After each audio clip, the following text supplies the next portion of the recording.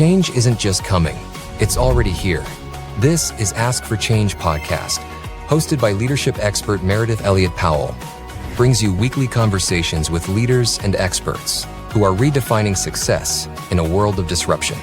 Let's begin today's journey and turn uncertainty into your competitive advantage. Hey, this is Meridith Elliott Powell. Let's turn your uncertainty into a major competitive advantage. I got a great guest for you today, and it's a really interesting and I think a topic that we don't discuss near enough. I have the very powerful Joel Zeff with me today. He has spent 25 plus years turning corporate audiences into improv performers and proving that laughter might be the most underrated business tool out there. He's a keynote speaker, work culture expert, and author of Make the Right Choice. Welcome to the show, Joel. Meridith, that was an incredible introduction. Well, I'm excited. Can I take you everywhere? Yeah, I should. You probably catch it on recording. You can put it on your sizzle reel, right? Phenomenal. So listen, I'm so interested in, first of all, I took an improv class with my husband one winter here in Asheville, North Carolina. And I got to tell you, it was some of the most fun we ever had. But kind of walk our audience, how does one go from improv performer to workplace culture expert? If you find that out, if you let me know, that'd be great. I didn't plan for any of this. I started my career as a journalist. I was a newspaper reporter. And that's how I came to Dallas. And some friends took me to an improv show that first weekend. And it was like the movies where the protagonist does something really important and the music goes, oh, oh! And there's a light, that's exactly what happened. It was pure love. I didn't know how I was going to do it, but I knew I wanted to do it. And when they said, we teach workshops, I could not get my money out of my pocket fast enough. And whatever they charged, I would have paid triple because it was my oasis. It was just an amazing, just like when you went and you and your husband, amazing people. Yes. And for me, it just was a connection, and it was what I really was looking for. And it was an oasis. I had a tough job at that time as a newspaper reporter. And fast forward a little bit, the newspaper closed. I had a lot of free time. I auditioned. You do have free time when you are unemployed. Yes. Amazing how that works. Yeah. There's a lot of free time giving blood. It was a wild time going to the unemployment office. And so I auditioned, joined the troupe, and it was amazing. Loved it. A few months later, I figured out I had to have a job to eat and pay rent. So I started working at a PR agency and then later an ad agency. And one of my clients was Texas Instruments. And they said, we know you do improv on the weekends. We're having this executive retreat. Can you come do some improv with us before dinner? And I kind of went, yeah, sure. It wasn't like I went, let's do this. Yeah. It was more of a, yeah, sure, I guess. And it was all men, all VP level, all engineers. So if you're like, what is the best audience ever? Yeah. This is the best audience. And I had fun. They had fun. And the light bulb started flickering. And pretty soon other clients were asking me to do it. Word of mouth, people started spreading my name around. And I started doing it. And then I made a video and put it on VHS. This is how long ago it was. Yeah. If you'd like, if we could put in the comments for the Gen Z and the millennials what a VHS is. Yeah, exactly. Go to ChatGPT, look in AI, and get the history of what a VHS is. Because you, I'm sure you had a demo on. Oh yeah, you're around. Oh yeah, I was around. I had a VHS.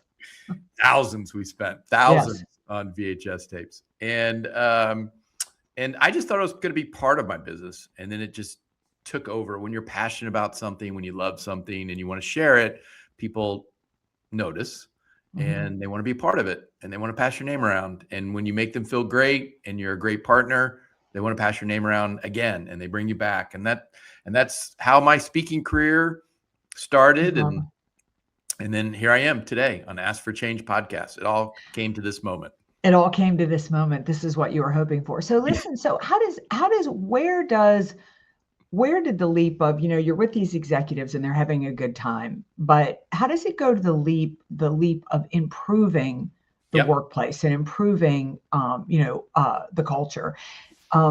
And then I've got another question behind that. Oh, that's good. So improv was always designed as a teaching tool. A woman named Okay. Viola Spolin in the late 1930s, early 1940s created improv for students. She believed if you played a game, it was easier to learn. It was your true self. You could really connect with these big messages and these big teaching moments through fun and play. And so that's what improv is. That's how it was originally designed. And I'm just using improv. And of course, I've manipulated the games to fit my needs for my audience, but it's the same concept. I want my audience to laugh and have fun and play. And then we're going to talk about these really important messages that improv teaches us, choices in how we work together as a team and how we are present and in the moment, how we embrace change and how we don't give up and how important it is to help the people around us find success, that it's not about us, it's about our team. Other concepts about communication and change and being open and flexible.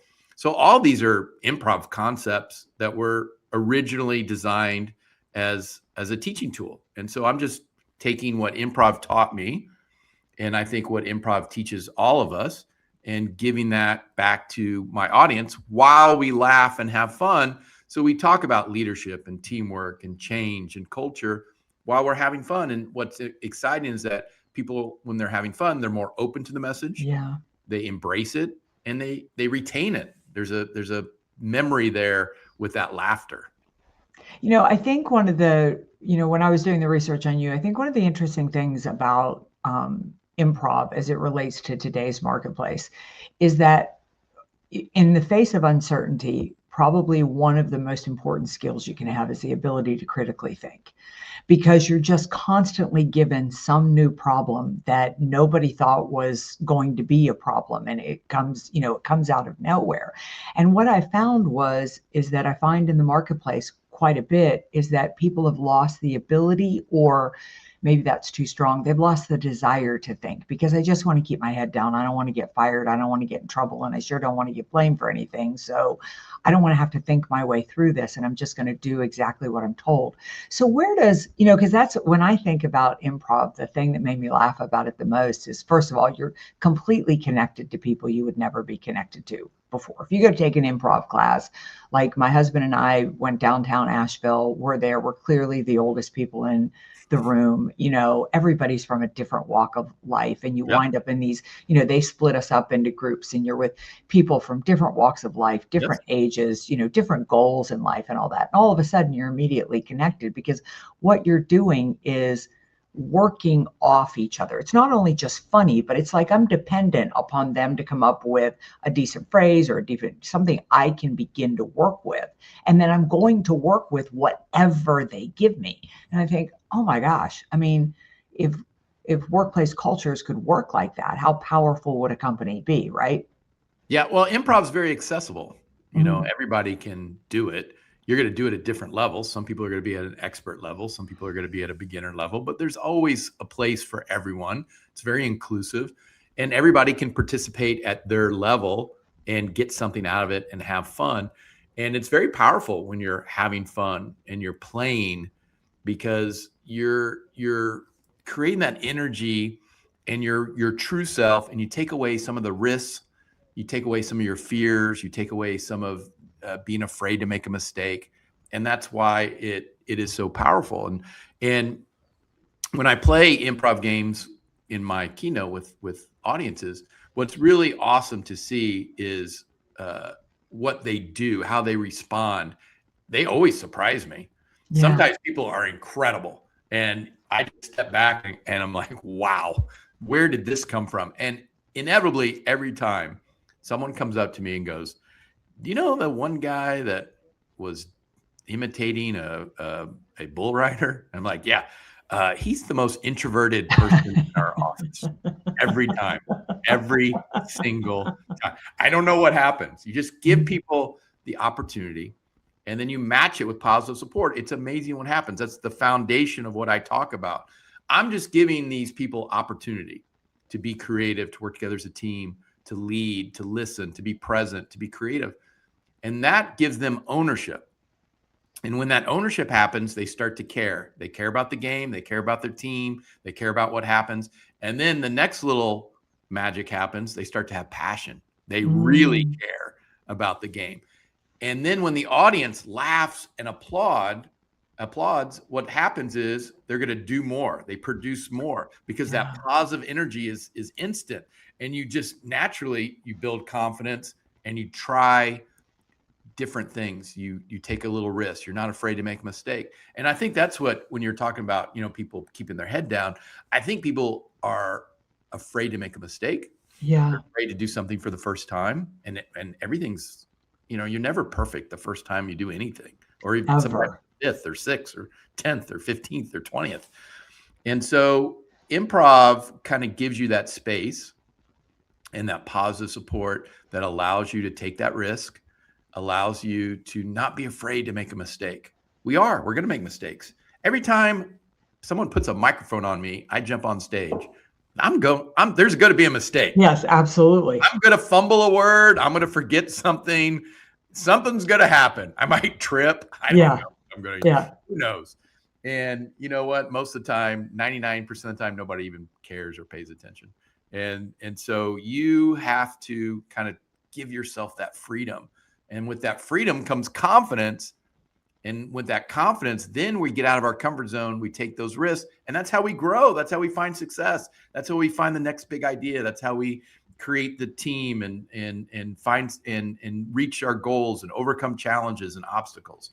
And you have to have that freedom. You have to have that confidence, and you have to have that positive support. So how does somebody take, when they're at your keynotes and they're having a good time with all this, improv, and they're learning these lessons, how do they translate that back in to the workplace?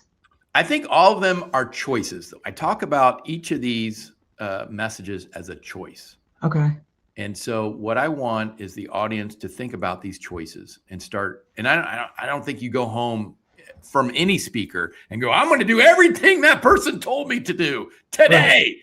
Right. It doesn't work that way. What I want people to think about, what's the one choice that really hit home for them? Is it about giving people more positive support? Is it creating more opportunity? Is it asking your team, what do you need here to be fulfilled? What's going to make you happy? Is it the choice of asking the question, how do I help the people around me be successful, and act on it? It's all choices. And every time we play a game, it's very funny. It's a lot of energy. Yeah. Love to see Bob and Lisa, be a ballerina or show the emotion angry or surprised, and it's funny and we feel good about it. But what I'm doing is I'm just giving the audience a visual storyboard.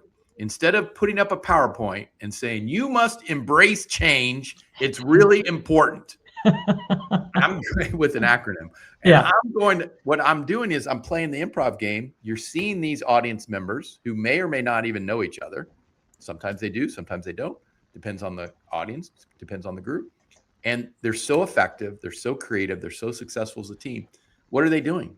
They're making these choices. I'm seeing these choices made in real time, not some guy just talking about it. I'm seeing the choices made right there in a tough situation. I'm asking these volunteers to play an improv game and entertain this audience of 500, 1,000, 2,000, 3,000, 150. By the way, the smaller the group, the harder it is. I bet. The bigger the group, it's much easier for the audience volunteers. And so I'm using the games just as a storyboard. That's it. You're seeing people embrace change, make these choices. You're seeing what happens when I give them opportunity and ownership. What happens when you give them positive support, how they are more present, because improv forces us to be good listeners and be present in the moment. How they help the people around them find success, how they don't give up, they stay in the game. So these are really powerful messages. And every time I refer to the message, I'm referring to the audience members making that choice. And if they can do it, you can go back to your team, your office, your group, and make these choices. It's that that's what I want my audience to see, how easy it is to make these choices.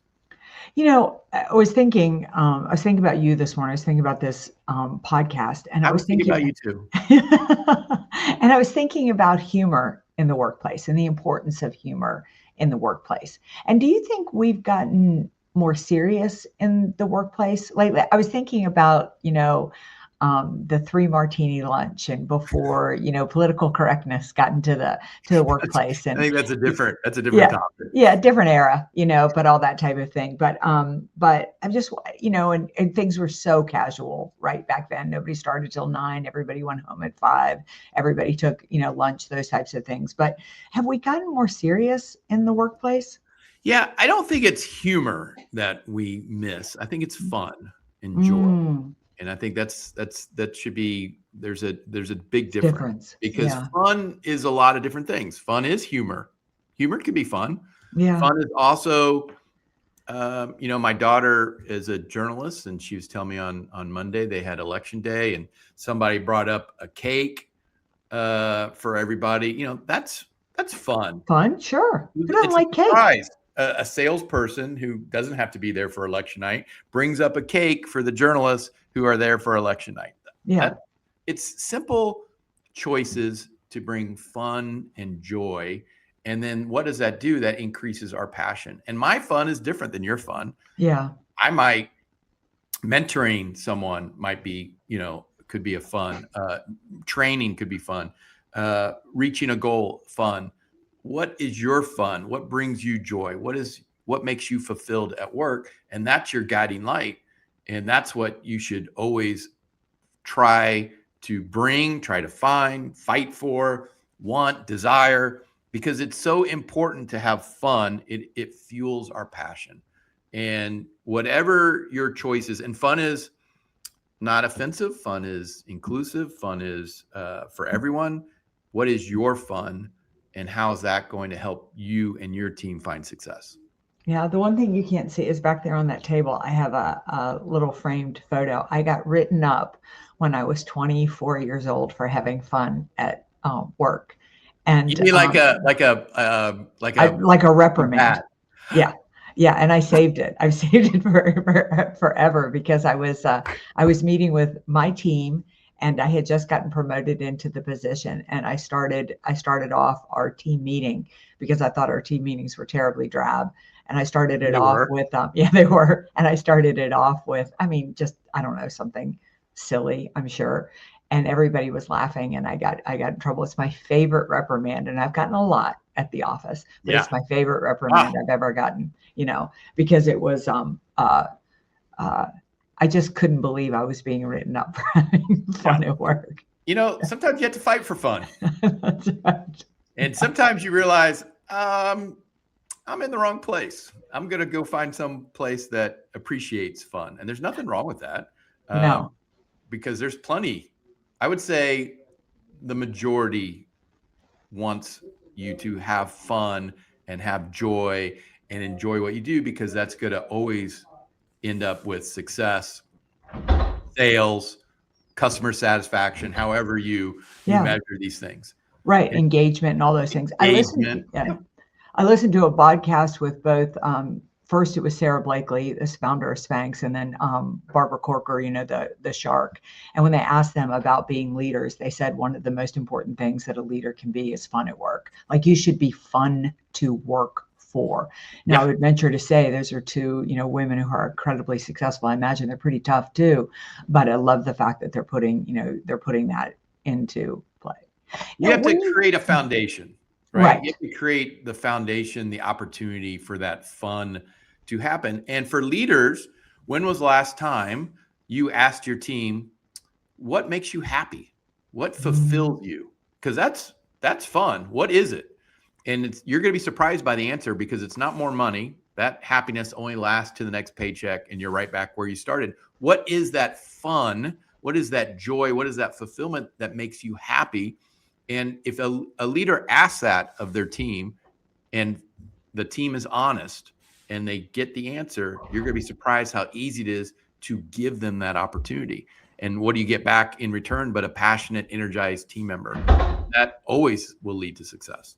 Always gonna lead to bottom line results. Mhm. What is hard to believe, we are coming to the end of this podcast, and I always like to end it with two questions, and you can answer them in either order. Number one, how Okay. do people find out about you? How do they find out about your programs? How do they follow your work? And how do they figure out how to build an engaged, passionate team?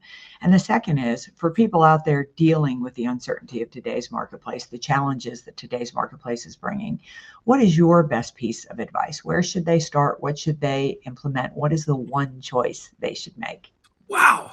Those are big. Those are big questions. Let's go in order. First one, it's very easy to find me. joelzeff.com. JOELZEFF.com is my website.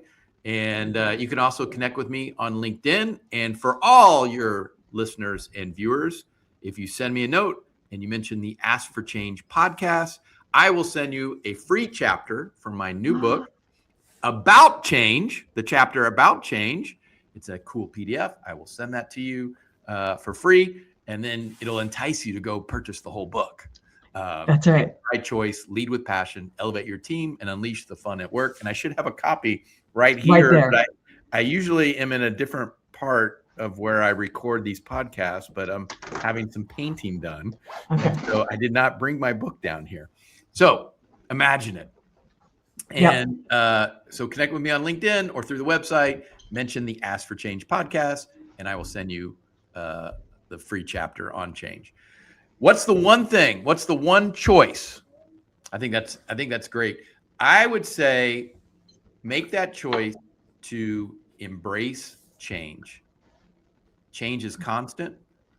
Disruption is constant. We don't control we don't control the change. We don't control whether it's a new regulation or the economy or competition or somebody made a mistake or something didn't arrive in the mail. I don't control any of that. I only control how I react to change. And that's what I want your listeners. If we're talking about one choice on the Ask for Change podcast, we have to talk about change. That's right. As improv teaches us to embrace the change. We don't control it.